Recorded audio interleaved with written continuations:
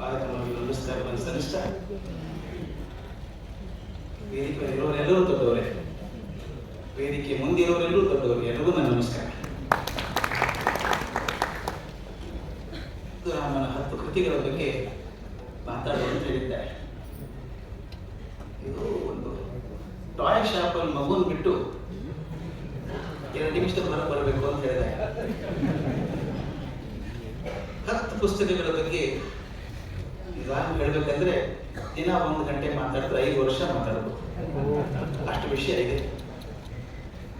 ಅವರ ಸಾಹಿತ್ಯ ಕೃಷಿ ಪ್ರಾರಂಭವಾದದ್ದೇ ಶುಕ್ರದೇಶೆಯಿಂದ. ಯಾಕಂದ್ರೆ ಅವರ ಮೊದಲನೇ ಕೃತಿ 1961ರಲ್ಲಿ, ಅದರ ಹೆಸರು ಶುಕ್ರದೇಶೆ. 10 ಅನುವಾದಿತ ಕಥೆಗಳ ಸಂಕಲನ. ಮುಂದೆ ಪ್ರೇಮ ಕವಿಯಾಗಿ ಅವರ 12 ಗಮನಗುಚ್ಛಗಳು ಬಂದವು. ಅವರು ಹೇಳಿದ ಹಾಗೆ ಡಿ.ವಿ.ಜಿ ಅವರ ಗದ್ಯದಿಂದ ಪ್ರೇರೇಪಿತರಾಗಿ ಈ ಶತಮಾನದ ಪ್ರಾರಂಭದಿಂದ ಬರೆಯೋಕೆ ಶುರು ಮಾಡಿದರು ಮುಕ್ತಕಗಳನ್ನು. ಬಂಗಾರಕ್ಕೆ ಸುವಾಸನೆ ಬಂದ ಹಾಗೆ ಅವರ ಕಾವ್ಯ ಪ್ರತಿಭೆಗೆ ಸಿದ್ದೇಶ್ವರ ಸ್ವಾಮಿಗಳ ಆಧ್ಯಾತ್ಮಿಕ ಬಲ ಕೂಡ ಸಿಕ್ತು. ಹೇಳ್ಕೊತಾರೆ, ನನ್ನ ಬದುಕು ಬದಲಾದದ್ದೇ ಪರಮಪೂಜ್ಯ ಸಿದ್ದೇಶ್ವರ ಸ್ವಾಮಿಗಳ ಸಂದರ್ಶನ ಆದ ಮೇಲೆ, ಸಂಪರ್ಕ ಬಂದ ಮೇಲೆ ಅಂತ. ಈ ಸುಮಾರು 24 ವರ್ಷಗಳಲ್ಲಿ 30,000ಕ್ಕೂ ಹೆಚ್ಚು ಮುಕ್ತಕಗಳನ್ನು ಬರೆದಿದ್ದಾರೆ ಅನ್ನುವಂಥದ್ದು ವಿಸ್ಮಯ ಕೂಡ, ಅದು ದಾಖಲೆ ಕೂಡ. ನಾನು ವೇಸ್ಟ್ ಆದ್ರಿಂದ ಗುಣಾಕಾರ ಭಗಕಾರ ಜಾಸ್ತಿ ಮಾಡೋದು. 30,000ಕ್ಕಿಂತ ಮೇಲಿಂದ ಬಿಟ್ಬಿಡೋಣ, 30,000 ಅಂತ ಇಟ್ಕೊಂಡ್ರು ಕೂಡ 24 ವರ್ಷಗಳಲ್ಲಿ ವರ್ಷಕ್ಕೆ 1,250 ಪುಸ್ತಕಗಳನ್ನು ಬರೆದಿದ್ದಾರೆ. ಅಂದ್ರೆ ದಿನ ತಪ್ಪದೆ 4-5 ಬರೀತಾರೆ ಅಂದಂಗೆ. ಇನ್ನೂ ಬರೀತಾರೆ. ಅದನ್ನು ಹೇಳಿದ್ದುಂಟು, ಅಮೆರಿಕಕ್ಕೆ ಹೋದಾಗ ನಾನು ಏನು ಮಾಡಬೇಕು ಅಂತ ಗೊತ್ತಿಲ್ಲ, ಸರಸರ ಬರದೆ 2 ತಿಂಗಳಷ್ಟು 200-300 ಆಗಬೇಕು ಅಂತ ಅವ್ರು ಹೇಳಿದ್ದು ನಮ್ಗೆ ಕೇಳೋದು ಚಂದ. ನಾವು ಬರೆಯೋಕೆ ನೋಡ್ಕೊಂಡು ಕೂತ್ರೆ ಗೊತ್ತಾಗುತ್ತೆ ಎಷ್ಟು ಕಷ್ಟ ಇದೆ. ಈಗ ಕೂಡ ಮುಕ್ತಿಗಳ ರಚನೆ ಮಾಡ್ತಾನೆ ಇದ್ದಾರೆ. ಅವರ ಮುದ್ದುರಾಮನ ಅನೇಕ ಮುಖಗಳ ದರ್ಶನ 10 ಪುಸ್ತಕಗಳಲ್ಲಿ ದೊರೆಯುತ್ತದೆ.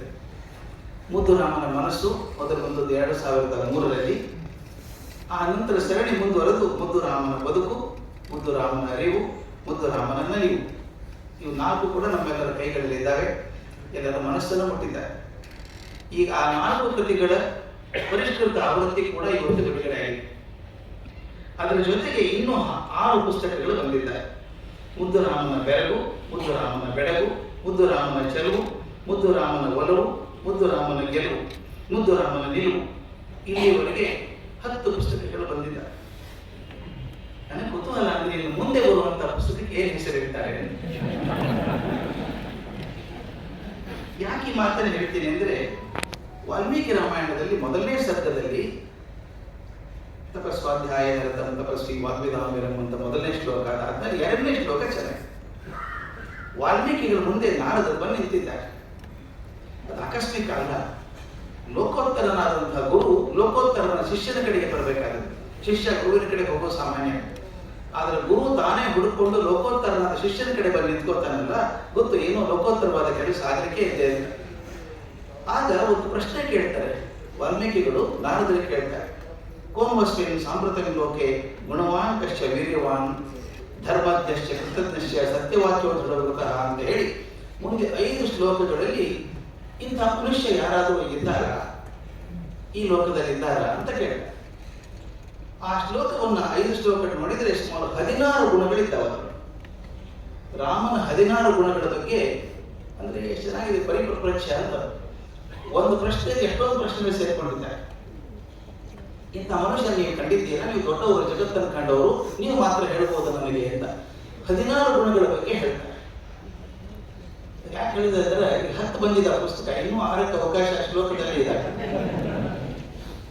ಆನಂತರ ನಾರದರು ರಾಮನ ಗುಣಗಳನ್ನ ವಿವರಿಸಿದರೆ, ಇಂದು ಶಿವಪ್ಪನವರು ನಮಗೆ ಮುದ್ದುರಾಮನ ಅಸಂಖ್ಯ ಗುಣಗಳ ಪರಿಚಯವನ್ನ ಚೌಪದಿಗಳಲ್ಲಿ ಮಾಡಿಕೊಟ್ಟಿದ್ದಾರೆ. ಹಾಗಾದ್ರೆ ನಮ್ಗೆ ಸಿಗೋದು ಕೇವಲ 10 ಮುಖ ಮಾತ್ರ ಅಲ್ಲ, ಇನ್ನೂ ಹಲವು 100 ಮುಖಗಳ ಪರಿಚಯ ಮಾಡುವಂತಹ ಗ್ರಂಥಗಳು ಬರ್ತಾ ಇದ್ದಾವೆ ಅನ್ನೋ ಆಶಯ, ಅಪೇಕ್ಷೆ ನಮ್ಮದಾಗಿದೆ.